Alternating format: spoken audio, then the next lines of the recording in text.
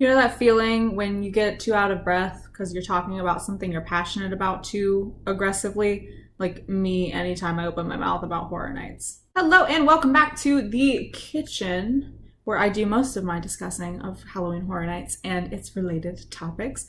So this is something I've really been wanting to do for a while on a video. I love talking about my favorite scares and favorite houses and just favorite anything. I don't know, favorite soda I've drank at Halloween Horror Nights. I mean, we're getting to the point where I may as well rank that, because I did have a Diet Coke one time at the bus stop on the way back to Cabana Bay that really did change my life, even though I don't like Diet Coke, and I still think about that sip of Diet Coke from time to time. So anyway, I really have been wanting to make this video for quite some time, because I have mentioned in the past houses that I believe are, to me, some of the scariest, but I'd never really ranked them, and I'd never myself made a ranking of what I would say are my top 10 scariest Halloween Horror Nights houses. So I'm gonna do that today. So this is going to be part 1. In this video, I'm going to be counting down from 10 through number 6, because I did want to include 10 of them. I could include a lot of the ones I've been in. I think I've been in 91 houses at this point, according to my big list. But I wanted to just stick to the top 10 that I would consider, to me, to be the scariest. And the wonderful thing about Halloween Horror Nights is there's something for everybody. Everybody gets scared by different things, so this is just my subjective opinion, and maybe some of the ones I thought were the scariest, you might have said, that was a walk in the park, and that's what's so great about it. Everybody's tastes are different. So without any further ado, here we go, starting off at number 10. So, certain things I can't really explain why they scare me. We all just have those sort of irrational fears. I know one of my irrational fears, although if I explained it, it would make sense. I'm freaked out by manta rays. I've never seen a manta ray in the wild. I've only ever seen one in an aquarium, but they still absolutely terrify me, just the idea and the look of them. We all have those things that we're like, I don't know why that scares me, but it kind of does. And this is one of those houses that, looking back, I was thinking about it. It's like, wow, that house really did scare me. And it had so many of the things that I wanted to see in a house, but it's hard to articulate why. And that house is House of Horrors. Yes, that was the haunted house that featured the Universal Classic monsters, but they did it in black and white. And I think it was one of the most strong stylistic choices they have ever made with a house at Horror Nights. Up until Halloween Horror Nights 29 with the Universal Monsters house, I would have said House of Horrors was my favorite iteration of the classic monsters that I've seen over my years at the event. But something about House of Horrors really did just get under my skin.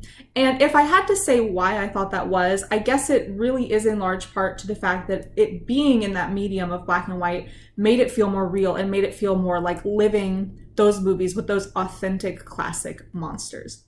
And also, I have mentioned before, I do not enjoy wolf or werewolf things. It is probably my number one biggest fear, irrational or not. That is not something that I like. I have explained it in a video before. I was traumatized at daycare as a child by howling wolf sounds at nap time. I was traumatized by Stephen King's short story Silver Bullet that was turned into a movie. I do not really like werewolf stuff. I have been getting better over the years. I do enjoy American Werewolf in London. I did like the Wolfman, and the remake was actually kind of okay. It wasn't the worst thing ever, but it's still just, I hear a wolf howl and I just want to curl up into a ball. I don't like it. And the fact that one of the first main scenes that you walked into in this house was the Wolfman scene, and you heard that the dialogue of whoever shall be bitten by the werewolf and all of that, I hated it. I did cry the first time I went into it. I will admit I'm a baby, but to start off immediately with the Wolfman, and they did that in Universal Monsters too. Now, I didn't cry that time. I was very scared, but in House of Horrors, I cried because it was really scary. I also remember the scene, the long hallway with the windows and the lightning. That scared the crap out of me. And that final room where all the monsters came together was just really scary. And I think something just was right with the lighting and the use of the black and white that came together to create that really just quintessential perfect horror experience. Number 9, and this one is kind of a weird one. So I never really get super scared before I walk into a house. And I've said it before, when I go, I'm usually one of the people that can hold it together the best inside of a haunted house setting. It's more fun to me. I love getting scared. I do get scared. Like I said, like anything wolf related, I'm terrified of, but I've never been that person to be in the line about to walk in like, oh God, I'm so scared. I don't want to do this. But for some reason, something about Silent Hill really unsettled me even before I stepped foot into the house. So that's my number 9, Silent Hill. And let me just say, don't really know a whole lot about the games, never played them. I'm not much of a gamer. I watched the movie before we went to the event. I know the movie is not the greatest thing I've ever seen, but it was still kind of, there were disturbing aspects of it, and maybe that's what it was.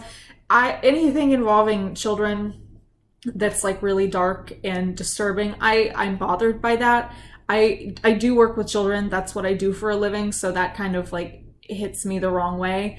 And Silent Hill was very disturbing and involved children, and Pyramid Head was kind of weird looking, I guess. Although like I've come around and like, yay, Pyramid Head. He was always my favorite part of being in the haunted house.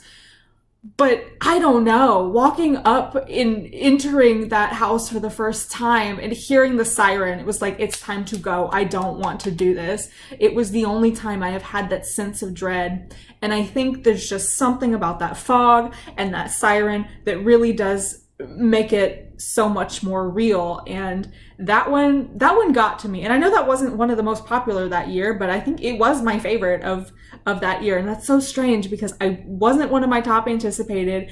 I'm not into the games. The movie was just okay for me, but something about the house was perfect. And the nurses, anything that moves in an unnatural way is too creepy for me. And those creatures in the room with like all of the giant like props and stuff towards the end would swipe so closely. One, I swear to God, was about to grab me by the leg one of the nights that I went through it, and I screamed bloody murder. I came around and I loved it, but it really did scare me. And I had to put it on this list because I have never really been scared to walk into a house and thought, I don't want to do this, really until that day that I got to go into Silent Hill. Number 8.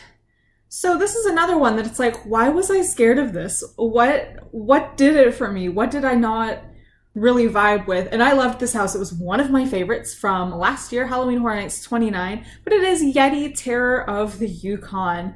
I have been longing for a house like this. Getting to see Swamp Yeti in Slaughter Cinema was just beautiful, and the fact that they did a whole Yeti house just made me so happy. And while I loved it, it really did scare me. I think it was just because it was so loud, and some of the scares in here I just did not see coming at all. Like that first one, the guy with the shotgun, they're everywhere.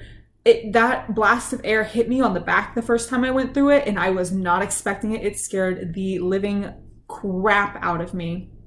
The door scare. Oh my God, everybody knows what I'm talking about. The door scare. I have never seen a scare like that. And if you did not know it was coming, oh my God. And every time, like, I think it was even scarier knowing it was coming. Every time I went through after that, it's like, oh God, are we going to get the door scare? And you'd walk through and and that door would fly open so loud.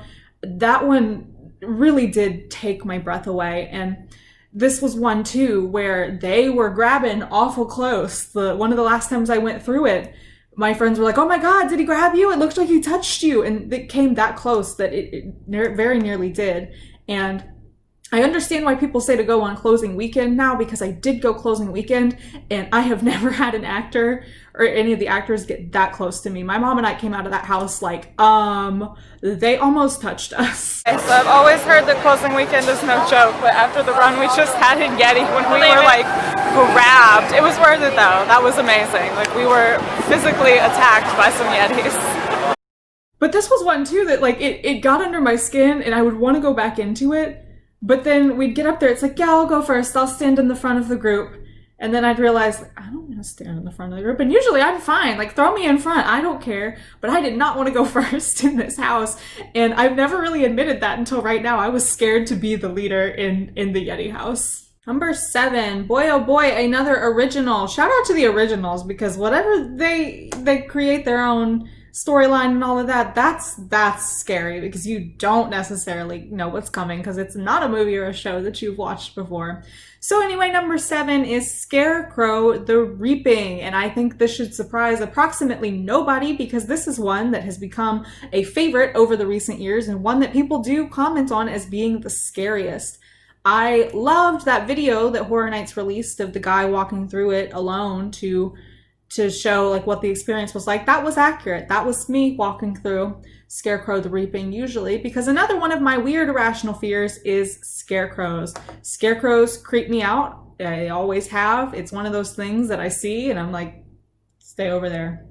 I think part of that comes from that Scary Stories to Tell in the Dark book, that one story about Harold. If y'all know what I'm talking about, then maybe you are similarly traumatized because my middle school teacher read that to us at school and I did not sleep then for like 3 nights after that. I was terrified. I had the light on in my room like, that scarecrow is not coming to get me.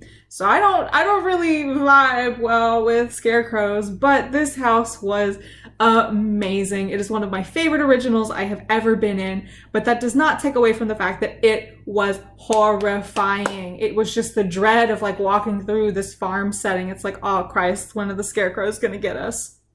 That scared me. And the biggest scare that I got that year was the one where you could hear that thud, thud, thud of it walking closer to you, and the giant ass scarecrow just would pop out with the huge head and roared at you. I about peed, honestly. That one scared me so badly. But it was one of those things that was like, it was scary, but it was still fun. As we move further down, some of these get into it was scary, but also not very much fun territory. But at least this one was still like a good time. And it, like, part of the scare for me has become more subdued because my last weekend I went through with my mom, it was when she was in a wheelchair. She had foot surgery and I pushed her in a wheelchair through these haunted houses. And let me just tell you, they do not go easy on people in wheelchairs. In fact, I'm pretty sure they attack you even more aggressively. We learned that year at Horror Nights. But the last room in the finale scene, we were trying to like get out and there was all the sif and everything hanging in front of your face. And one of the scarecrows, like the big hulking scarecrow, walked over and like pulled the flaps and everything back and like escorted us out of the house. And it's one of my favorite character interactions I've ever had at Horror Nights.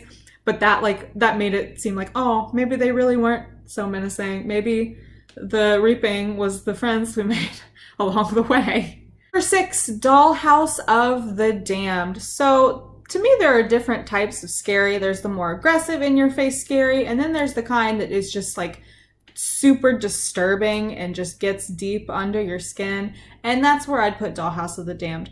This one was just really, I can't think of another word other than disturbing. I mean, the giant baby heads and the smell of the baby powder in that room. I have not forgotten the make you pretty scene. I can still hear that audio cue in my head when I try to sleep sometimes.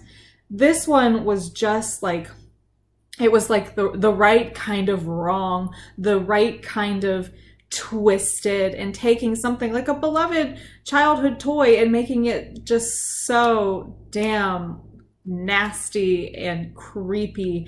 I remember my group of friends walking through this house and coming out like, why? It was so great, but like, oh my God, it stayed with us. We were back at the hotel afterwards that night and we were talking about like, I can't stop thinking about Dollhouse of the Damned, and everyone was like, yeah, I know, that one was really disturbing. And I liked going through it, but God, it was another one. It's like, don't come near me, don't touch me, don't look at me. That's how I felt going through this one.